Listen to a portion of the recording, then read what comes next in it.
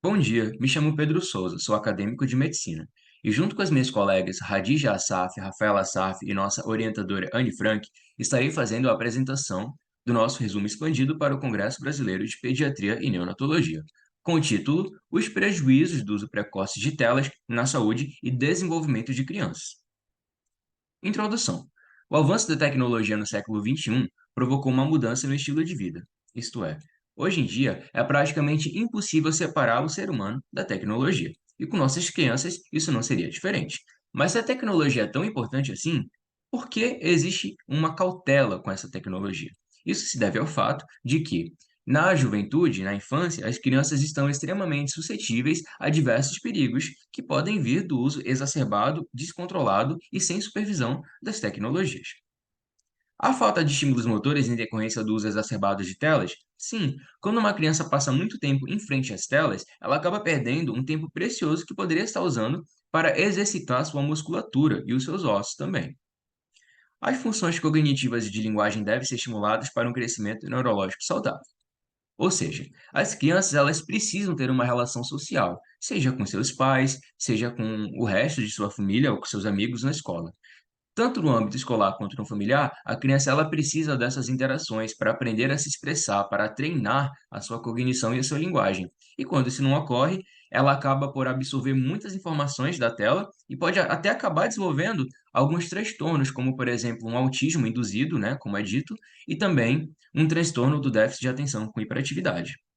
E é por isso que deixamos aqui como último tópico a importância da supervisão de pais e do acompanhamento pediátrico para impedir, né, o progresso dessas doenças que podem surgir desde cedo. E também ver se os marcos de desenvolvimento esperados para aquela idade estão presentes. Objetivos: descrever os prejuízos do uso precoce de telas na saúde e desenvolvimento cognitivo de linguagem, motor grosso e motor fino de criança. Trouxemos aqui um fluxograma para definir a nossa metodologia. Usamos como base de dados Cielo, Biblioteca Virtual da Saúde e o PubMed.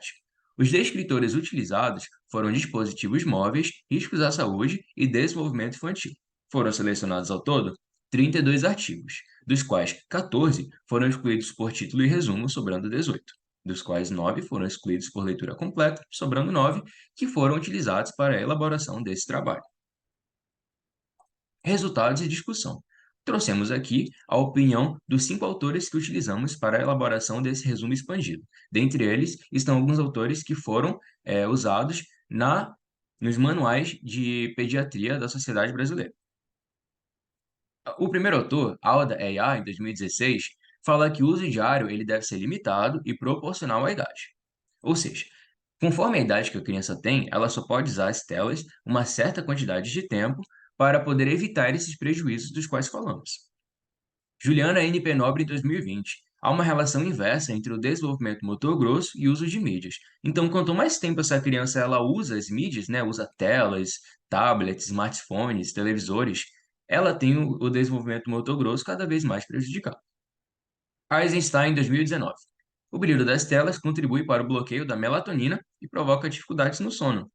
Evelyn Eisenstein, também presente na Sociedade Brasileira de Pediatria, no manual, né, de 2019, ela diz que essa exposição às telas expõe as crianças a uma faixa azul que dificulta a produção de melatonina, o principal hormônio do sono, fazendo com que a criança tenha dificuldades para dormir.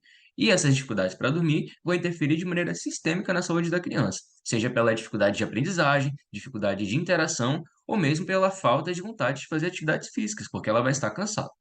Chegamos em Souza Neto, em 2020, que fala que o uso de exercícios de aparelhos eletrônicos é relacionado à obesidade, sedentarismo e má qualidade de sono. Ele fez isso observando um estudo transversal com cerca de 1.432 crianças. O consumo de jogos estimula o sistema de recompensa cerebral, dito novamente por Evelyn Eisenstein, em 2020, no Manual da Sociedade Brasileira de Pediatria. Ou seja, a criança jogando constantemente acaba desenvolvendo um vício nesse jogo, e isso vai causar todos os prejuízos dos quais nós já falamos por conta do sistema de recompensa cerebral.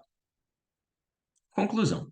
É inviável isolar as crianças do uso de recursos tecnológicos, então é extremamente necessário que haja uma supervisão e um controle por parte dos pais e dos responsáveis, né, e também dos profissionais de saúde. As mídias interativas estimulam o motor fino quando aliadas ao uso consciente e supervisionado pelos tutores, isto é, foi observado que as crianças que utilizavam o tablet de maneira interativa para desenhar, pintar, jogar, elas acabavam estimulando o motor fino, que é aquele movimento mais delicado, mais preciso. Mas, ao mesmo tempo, isso precisa ser extremamente supervisionado pelos tutores, senão daria nos mesmos prejuízos que nós já vimos. Em paralelo, o motor grosso é prejudicado pela falta de estímulo e exploração de espaço. O motor grosso, ele precisa de um estímulo mais forte, de exercícios físicos, de exploração do espaço. E, por conta da criança estar ali no quarto, de frente à tela, de maneira até pode até ser interativa, mas ele não vai ter aquela exploração do espaço e essa área vai ser prejudicada. As mídias não interativas, ou seja, televisores, YouTube, que não oferecem nenhum mecanismo de interatividade, prejudicam o desenvolvimento motor grosso, motor fino, linguagem e cognitivo, os quatro ao mesmo tempo. Então, as mídias não interativas são as piores no que tange ao desenvolvimento da criança. Aqui estão nossas referências. Muito obrigado.